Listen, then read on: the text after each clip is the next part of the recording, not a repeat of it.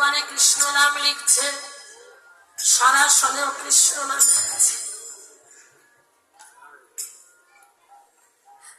কৃষ্ণ নামের ধুলি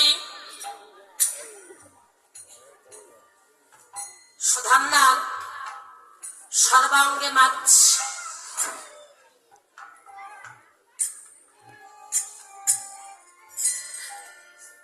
কৃষ্ণ নামের ধুলি তার সর্বাঙ্গে মাখছে, আর মনে মনে চিন্তা করেছে, ঘরে আছে আমার জ্যান্ত প্রতিমা। প্রত্যেকের ঘরে থাকে জ্যান্ত প্রতিমা, হচ্ছে মাতা পিতা। আমার সুধান্না ভাবে আমার জ্যান্ত প্রতিমা মাতা পিতার চরণে প্রণাম, এই যে আসরে তারপর যাবো আমি অর্জুনের সাগরে।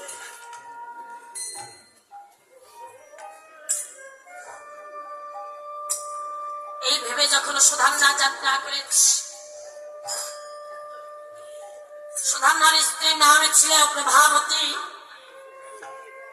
আজ প্রভাবতী আমার সুধান্নার সম্মুখে দাঁড়িয়ে আজ সুধান্নাকে ডেকে ডেকে বলেছে,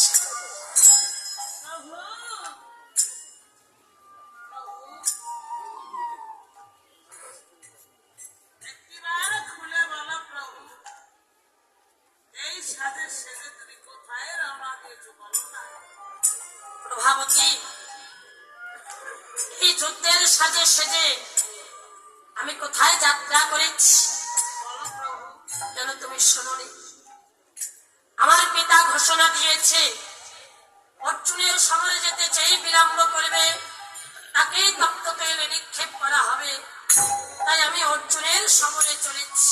না না প্রভু, না না প্রভু, এই যুদ্ধে তুমি কিছুতেই যাবে না। আমার মনে কিছুতেই ভালো লাগছে না, তাই তো তোমার দুটি চরণ ধরে বলেছি।